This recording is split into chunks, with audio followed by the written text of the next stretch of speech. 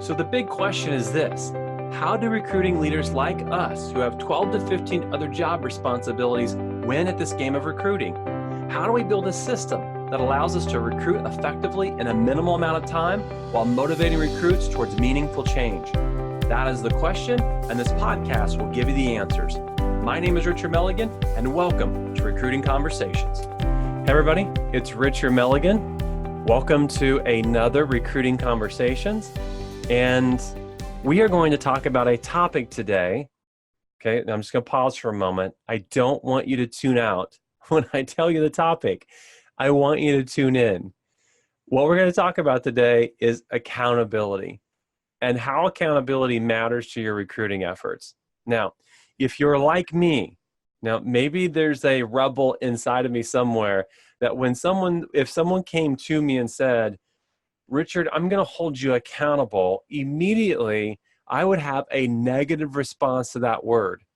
And I don't know what it is. Maybe it's I lack some maturity. Maybe I've got a long ways to grow in my life, but there is something about that word that tends to conjure up some negative emotions. Now, maybe it's because it can be associated with micromanagement and I'm a bit of a free spirit, but at the end of the day, it does matter. In fact, how this comes to even being on this podcast is yesterday, I was in a conversation with an extremely bright and young recruiting leader. And in that conversation, this area of accountability came up because it is really important to whether you're going to cross that finish line that you have established as your vision and your goals. And so I wanted to bring this to you because there are some areas that if you will focus on creating accountability, that you can actually guarantee success. There's just a way that the world works. There's just a way that the universe has been created to operate. And that is when we do the right things right. Now, we need to know what the right things are, and thus this podcast, right? We know what the right things are in recruiting, but when we know what the right behaviors and the right activities are around life in general, and then we go do those things, then you actually become successful. You actually have things that go well in your life, right? Like there's a lot of things that you get from just doing the right things right. And accountability is an element that says that it will ensure that those things get done. Inevitably, if you try to operate in this area of recruiting on your own without any form of accountability around the day-to-day activities that you need to do, you will come to a place where those things just don't get done. There's a lot of reasons for that. It's not a lack of having some intangibles like being tenacious or being willing or willing to work hard. It's not because of that. It's because the recruiting leader operates in controlled chaos. And I would dare say in seasons in my life as a recruiting leader that I operated in uncontrolled chaos. So if you're in controlled or uncontrolled chaos, then the easiest thing to do is to let this particular day-to-day activity go. And the reason why is that the ship will not sink if you don't recruit today. And this is specific to the recruiting leader role. If you're a true recruiter and that's all you do, your ship will sink if you don't do the activity today. But the recruiting leader, let me remind you, is someone that's leading a team, but then is also responsible for recruiting. And so this person is doing 12 to 15 things every single day in a lot of different areas. And so when you're managing people and you're managing a team and you're operating in the day-to-day, this thing can actually get punted from today to tomorrow. And it's very easy to just say, today was a busy day and I'll do this tomorrow. So let's just start in a place that just says, like, if I don't do this, would you agree with me? Okay, and I'm nodding my head up and down. Agree with me. Would you agree with me that if you don't do the day-to-day in terms of the activities, that you will not win? If you're not consistent in the day-to-days, that you will not win the way you want to win in terms of growing your team. And if you're shaking your head yes with me right now, like I'm shaking mine, then the second component of this is this. would you agree that creating accountability would ensure that those day-to-day activities got done? And I'm shaking my head right now, and so I'm hopeful that you would shake your head with me. And so if that is true and that's a fact, then it's a problem that we have to solve if we don't have accountability. Now, even if you have accountability, there's some things I'm going to share with you here today that I think are of value in terms of how you actually frame the behaviors for the person that's going to hold you accountable, or for the system that you're going to create that's going to hold you accountable, okay? But let's just start at the very beginning. Let's define accountability. Excuse me. So definition of accountability is this: being the one who must meet an obligation or suffer the consequences for failing to do so. There's just something about going and getting a real definition of a word that puts some things in perspective. And so from time to time, I actually just go out and I want to see what the definition of a word is so that I can have that put in perspective. So let's just talk about this. The definition of accountability is that I'm being the one who must meet the obligation, or I have to suffer the consequences for failing to do so. Okay, so the truth is this. As I see, and I coach in primarily in 3 to 4 different industries, and as I see changes take place within organizations or within industries, what I notice is that the recruiting leader ultimately is middle management. You are a branch manager, you're a team manager, you're an area manager, a regional manager, a divisional manager. This is typically what I would put into this thing that I would call middle management. Now, when things get difficult, the easiest place for an organization to go and to trim in terms of expenses is middle management, and to get flatter across their leadership. So why I look at the end part of that definition, suffer the consequences for failing to do so, what I know is that middle management that can actually build and grow things is extremely more valuable to an organization than the recruiting leader, the middle manager that's simply managing teams. So if I'm going to look in the mirror and say, I don't like suffering consequences, and I like job security, and I like to be successful and win and be seen as successful in my career, then you have to create accountability. So it's not about micromanagement. This is about winning. Let me share a couple of stories with you, because I think this will help put this in context. And the reason why this is relative to this podcast I'm cutting right now is that, look, I had completely forgotten about a scenario that I created to create accountability. So let me give you 2 stories. Number 1, this podcast only takes place because I've created accountability. Yes, the reason that you're listening to this podcast is because I have created accountability. Now let me describe that accountability for you.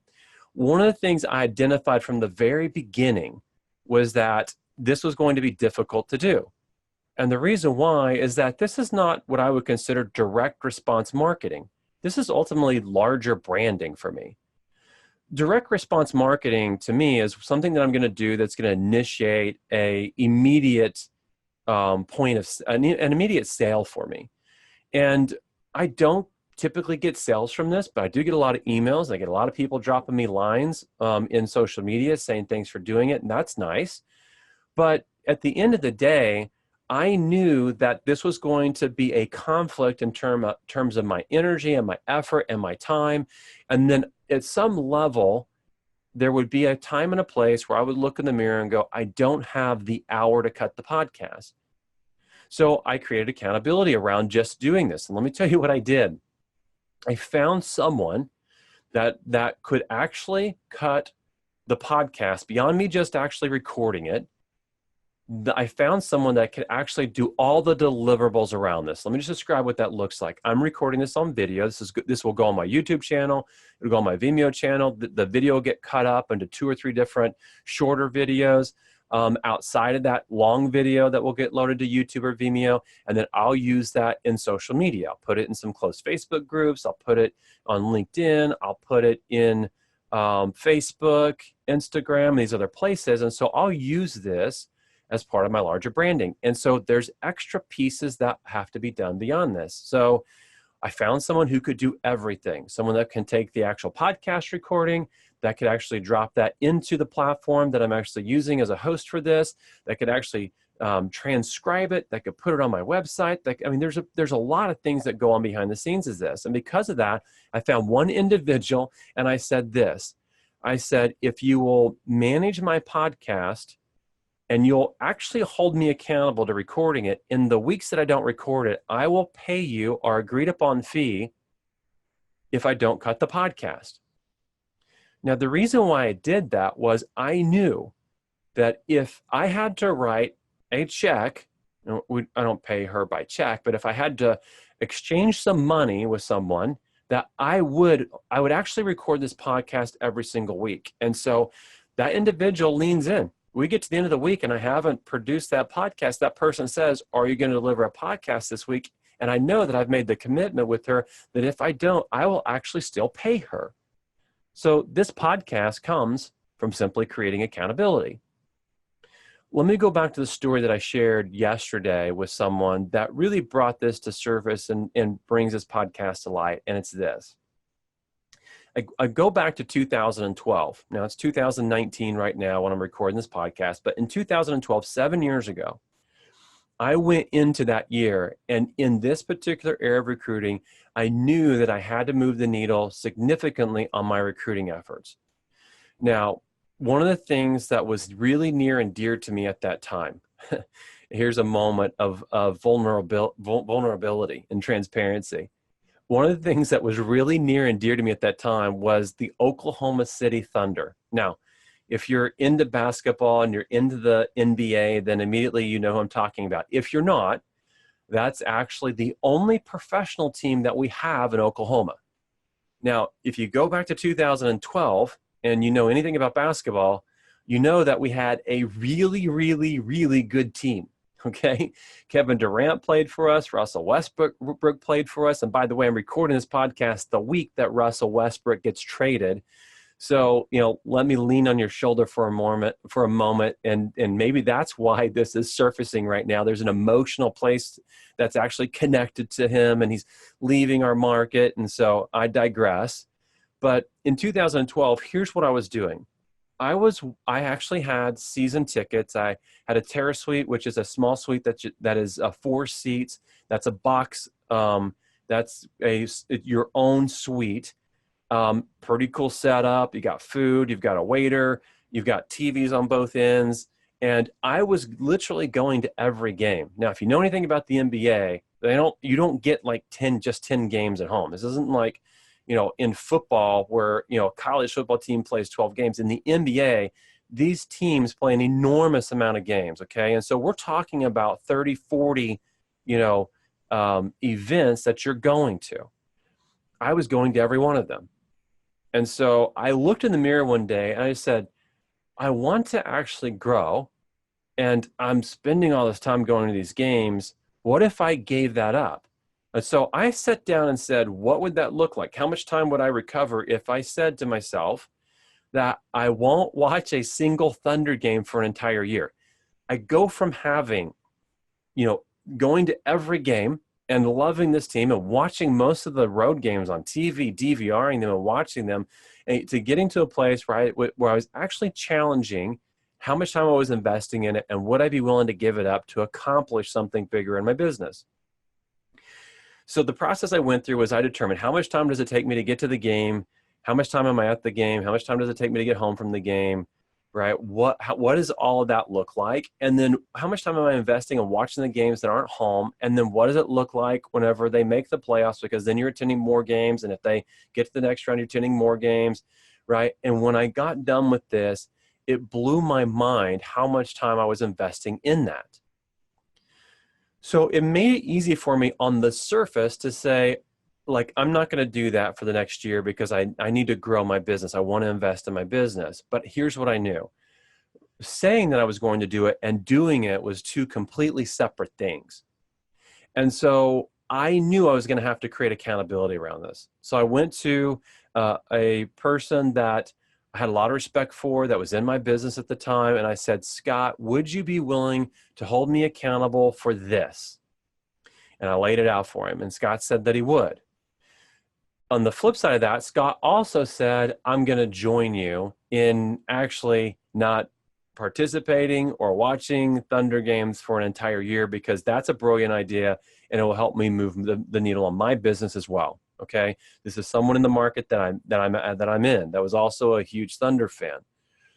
What transpired for that entire year is this: I did not watch a single game because I created accountability. Now, I also tied a check and some money to that if I did, that I had to write it to him. So I basically created a contract that if I broke the contract, I had to pay him some money.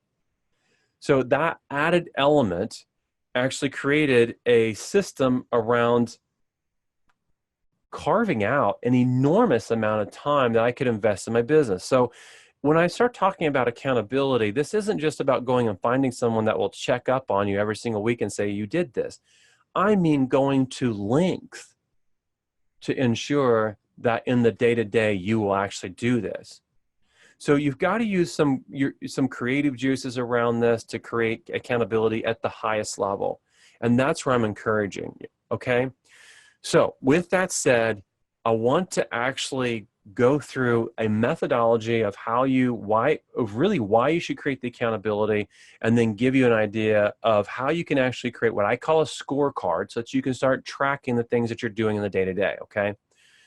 So I always want to talk about the why before I talk about the how. The why is this. Why is this an important topic to recruiting leaders? First and foremost is that you typically operate in the day-to-day without any supervision. Okay, you operate in terms of managing your team without someone leaning over your shoulder. Now, this is true, not always true, but this is primarily true about this particular role. And so if no one's there managing you and saying, did you do it? It's easy for this to not get done, right? Leadership trusts that you're going to do what's ever necessary to hit the goals that you set or the expectations that they have set for you, right? They realize that you're, as a recruiting leader, someone who has all the intangibles and has gotten to this place because they've acted on those intangibles, okay? The other part of this is something that I've already brought up.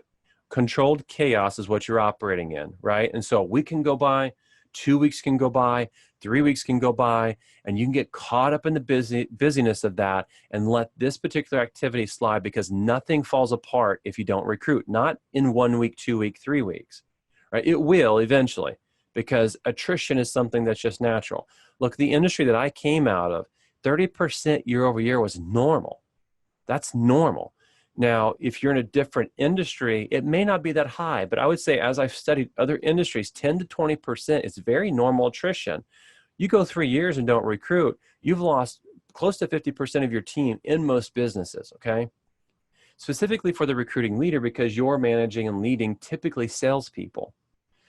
The other reason why this is important is that this is job security. Growing your team is job security. Not only is it just this particular job security, it's career security, right? If you're good at this, you can go recreate yourself anytime, any place. Like that's the truth. Like, this is you being secure, right? If you're great at recruiting and you got a system around how you recruit, then you can go any place and grow your career, right? The other thing is this, don't miss this. Getting better at recruiting and holding yourself accountable to these behaviors is a direct investment into your career. A lot of people think that, growing is helping is helping the business that they're in. But at the end of the day, your resume, your ability to build and grow actually creates more opportunity for you inside your own career. This is a true fact. Inside my coaching over the last 18 months, people that I would consider middle management that are in these roles of team managers, branch manager, area manager, regional manager, 5 people that I have individually coached have gone into director, head of sales, head of organization type roles. And the reason why is that as they've gone through my coaching, they've improved this skill set and they've been able to grow very quickly. And immediately that person becomes a more valuable asset to the organization. If you can grow something, right, you can also teach other people to grow it. And so you become more valuable as a leader inside your organization if you can coach, if you can teach other people to grow. other people to build. That's the why. Okay, let's talk about the how. Now, first, let's just establish something. When I talk about the how, I'm going to talk about how you actually measure and report this. Okay? So, Pearson's Law, and if you've never heard of Pearson's Law, in the 1800s, Pearson came up with a principle, and he determined that it was actually a law, that this holds true to everything as it applies to us as humans. And what he said was this: what we measure, we improve. Okay, so number one, I've got to measure this if I'm going to maximize what I'm trying to do. Okay, so I've got to measure it. Now, the second part of Pearson's Law was this: what we measure and report improves exponentially. So not only do I need to measure it, okay, I got to report it. That's the accountability piece. Okay, so I'm going to measure this, yes. So now I got to figure out, how am I going to measure it? So I need what I call a scorecard. I'm going to track my wins and my losses in the day-to-day, the week-to-week. But then I have to report it. And why would I report that to someone? Why would I create accountability? Because when we do that, it not only improves, it improves exponentially. And I want the exponential, right? I want the other side of that. I don't want to just improve somewhat. I want to actually be on the largest scale. I want to be on the largest stage of success. This is why you would create accountability. And this is why each one of us should actually look in every element of our lives and say, how can I incorporate that reporting piece so that I can improve exponentially? Like, this comes into play in all areas. Look, if I asked my wife to hold me accountable to eating certain things or not eating certain things, I improve my health exponentially, right? If I ask someone to meet me at the gym, right, that's accountability. I now improve the opportunity that I'm going to show up at the gym and work out, and I improve my health, I improve my life exponentially. There's lots of areas of our life where we can capture this piece, but it takes a willingness to step into it. So let me give you 3 questions that need answered. Start with this: am I willing to create accountability? Am I willing to commit to this? And if you're not, you're 20-some minutes into a podcast, you can click off and you can go on to the next one, okay? But if you're going to answer that first question, am I willing to create accountability? Am I willing to commit to this? And you say yes, then let's move to number 2.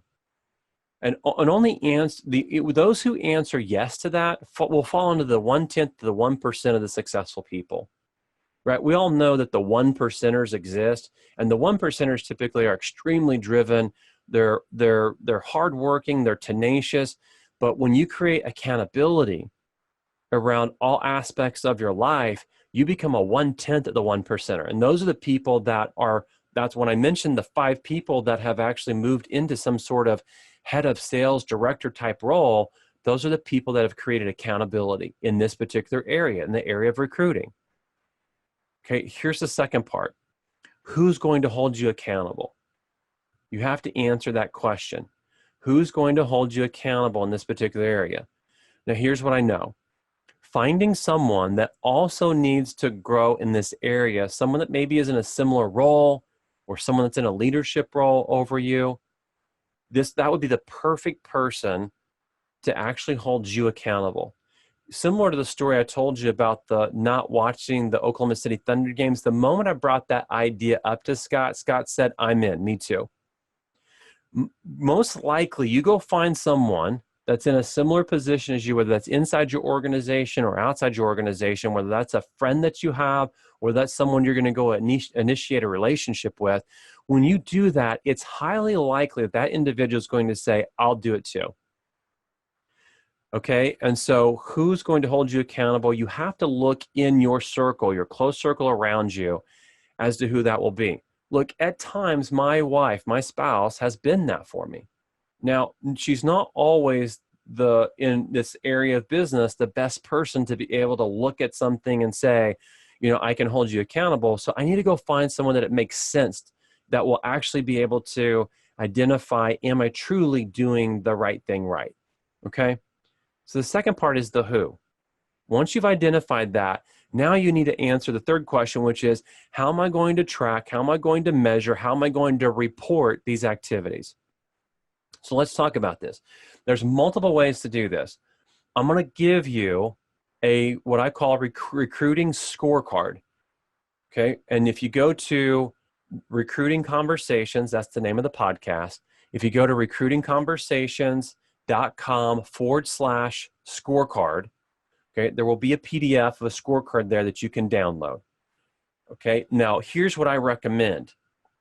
If you don't want to use that scorecard, create your own scorecard, but print that and put that on paper. There's just something about having that with you on paper and bringing it into the day-to-day to where it's in the line of sight that actually creates a form of accountability. Here's what I found. You can use spreadsheets. You can use software, right? There's lots of software that you can create accountability and probably create some alerts and incorporate that into what you're going to do, right? You can actually go create cool spreadsheets. And I know some of you are probably spreadsheet people. I find myself becoming a spreadsheet person the older I get. I have too many things to measure, and so I need these things in places that I can go and see the information immediately. But what I found is that actually putting something on paper and actually having to write it down, that transference to paper of being able to visibly see it, having to carry it into the day-to-day, and it can't get hid behind something on your laptop, is going to bring value to you. So I would recommend going and checking out my scorecard, printing that scorecard, and begin using it. Now, here's what the scorecard's going to do and what it's going to track, what it's going to measure. The day-to-day. What are you doing in the day-to-day? Now, here's what a lot of people do, is that they confuse lead metrics, measuring what should be leading the day-to-day, versus lag metrics. Okay, so a lot of people, when I say go create a scorecard, here's what they do. They write down the end results, right? How many hires are you going to have? How's that going to influence the production on your team? What are your goals? I want to hire 4 people by the end of the year. Okay, that's a lag metric, but a lot of people will see that as a lead metric and just go pursue recruiting efforts. Okay, that's the wrong way to do this.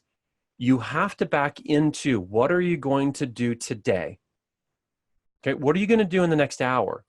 And what that is the actual activities and the behaviors that are going to actually end up producing the results. So those are your lead metrics. The results are your lag metrics.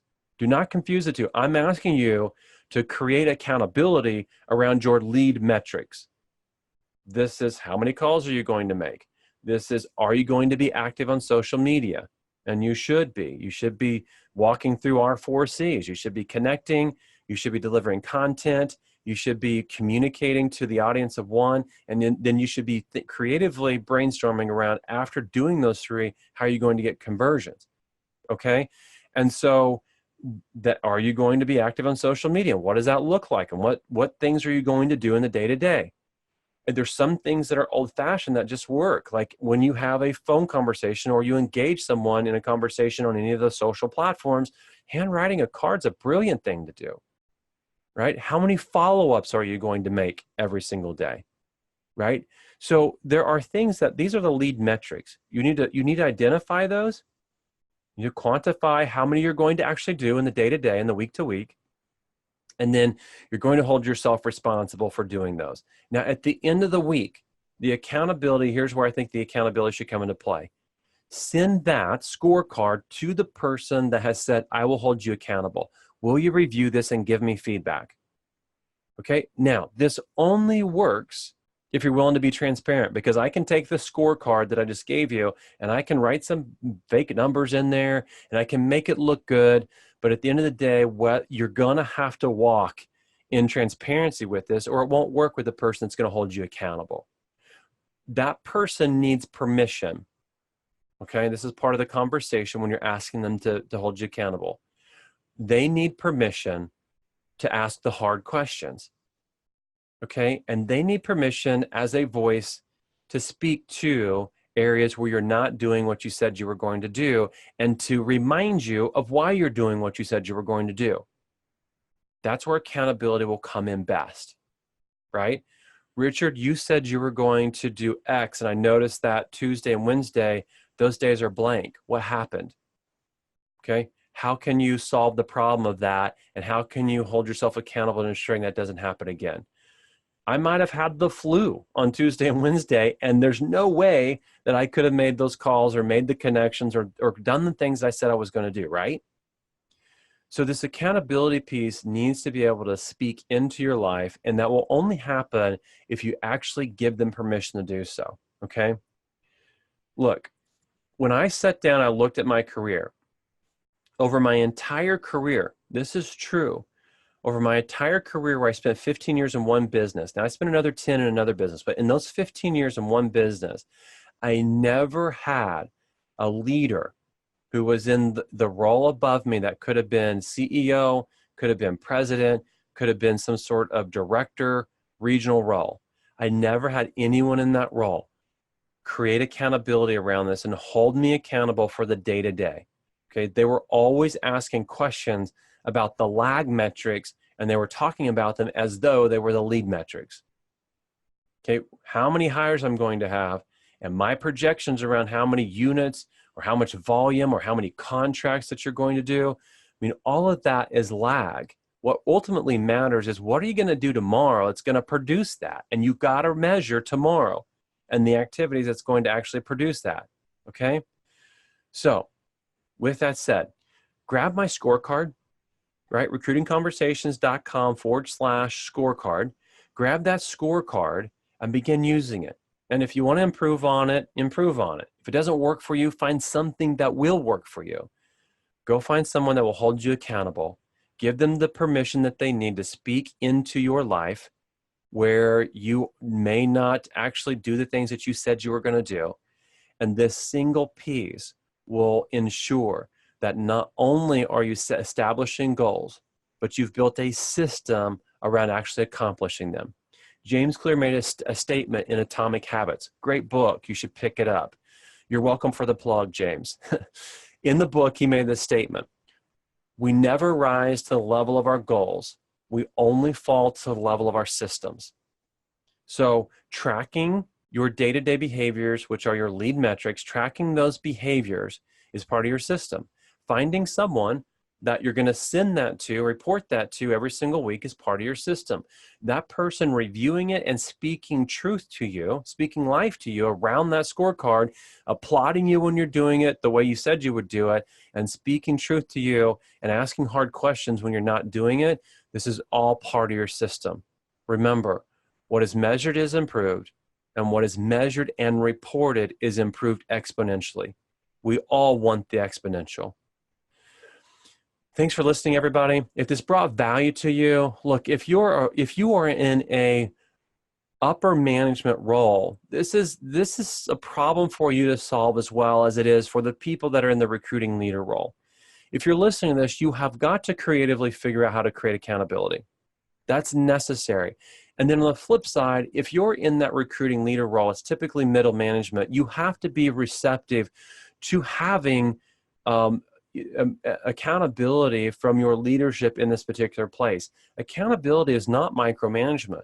Accountability, when it's done right, is so beneficial that you win at on a much larger scale than you will if you don't have it. So yes, it needs to be done right, but let's not be resistant to this, because if we don't have accountability, we got to create it. If we already have it, it's there for a reason, because we will win exponentially because we simply have that one piece. Thanks for listening, everybody. I look forward to sharing some more recent conversations with you soon, right here on the podcast, Recruiting Conversations. Have a great week, and until next time, we will talk to you then.